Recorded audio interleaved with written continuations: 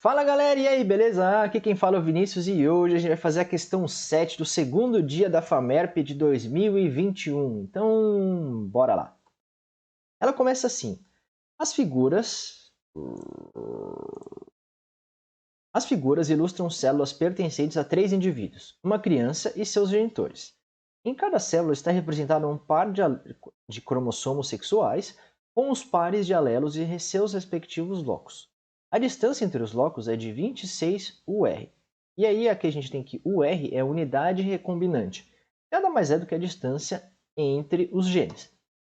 Aí na letra A, o alelo dominante do genótipo da criança foi herdado de qual dos seus genitores? E qual fenômeno permitiu que a composição genotípica da criança fosse diferente da dos genitores? Então, antes da gente responder, eu vou pedir para vocês curtirem o vídeo e compartilharem com seus amigos para a gente difundir esse conhecimento para quem está prestando vestibular. Agora, vamos responder. E aí ele pede, o alelo dominante foi herdado de qual dos genitores? Então, é simples isso. Primeiro de tudo, a gente precisa saber quem é pai e quem é mãe. É só olhar o cromossomo sexual XX. Quem tem XX é a mãe. Quem tem o XY é o pai. Então, aqui a gente tem o pai e aqui a gente tem a mãe. O pai, ele vai passar ou o X ou o Y, e a mãe vai passar ou esse X ou esse X. A criança, ela é o quê?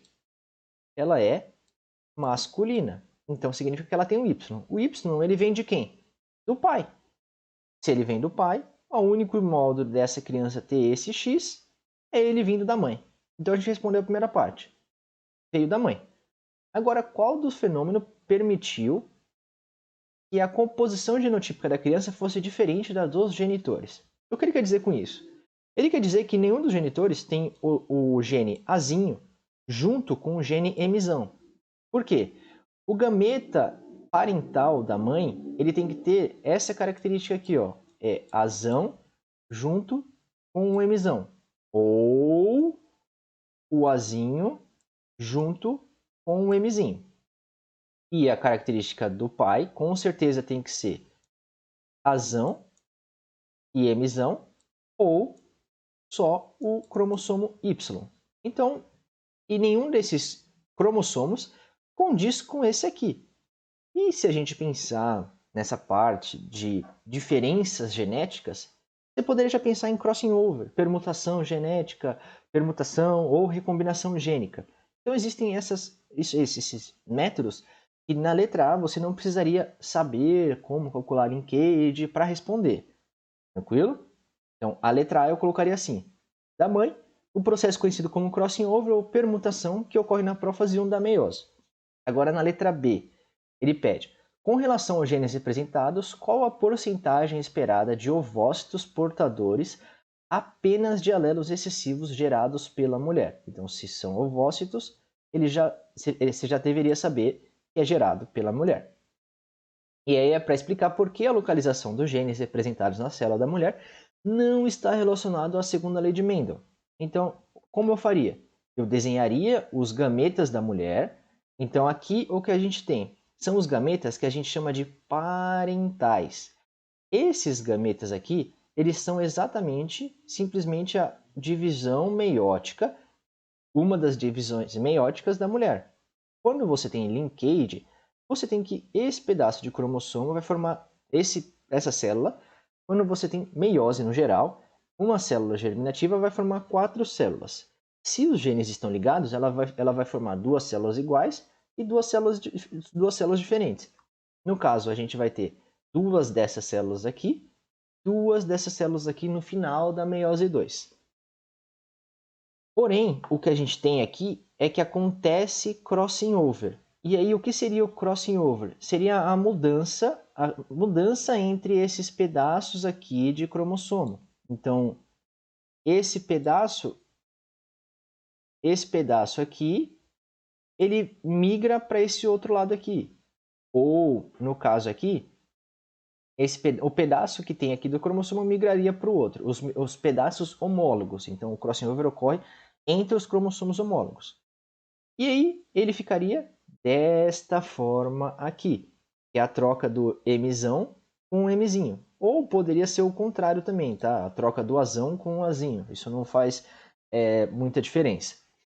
E aí, o que a gente tem é o seguinte. Agora a gente tem genótipos de gametas diferentes do parental. Que é o quê? O Azão, ele está junto com o Mzinho. E o Azinho está junto com o Mzão. Em nenhum momento a gente tem isso aqui. Então, esse daqui são os gametas que a gente diz recombinantes. E esses são os gametas que a gente diz parentais.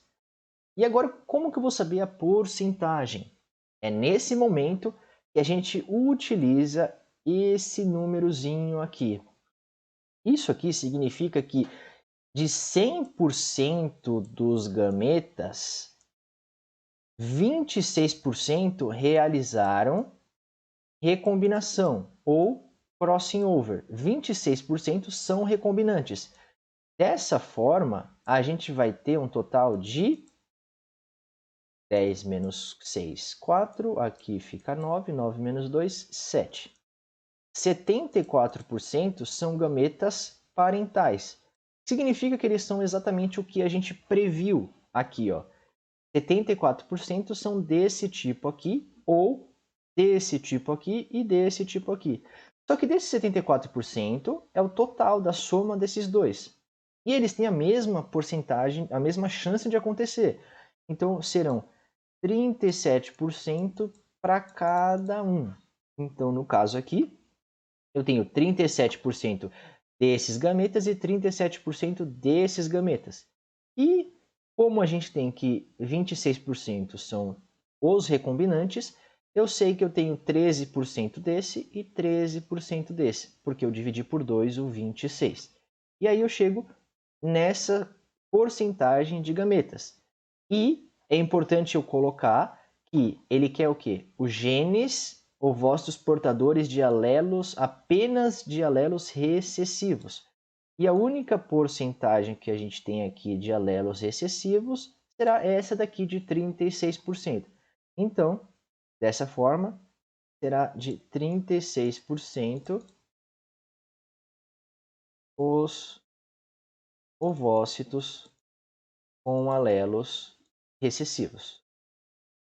Que são pedidos aqui. Vocês teriam que colocar isso, tá? E aí, por que é diferente da segunda lei de Mendel? A segunda lei de Mendel, ela nos diz que a segregação dos genes ela deve acontecer de forma independente, ou seja, ela não tem que ser ligada. O problema desse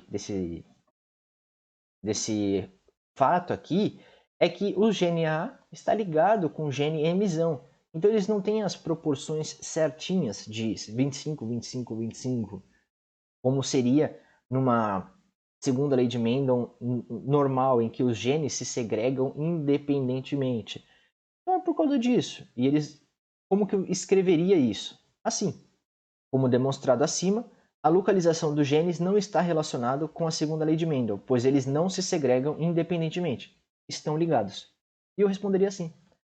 Como vocês escreveriam essa questão? Como vocês escreveram? Deixa aqui nos comentários. Essa foi a questão de hoje. Se você gostou e eu te ajudei, curte o vídeo e compartilha com seus amigos. A gente se vê na próxima. E eu acho um beijo e um queijo. Tchau!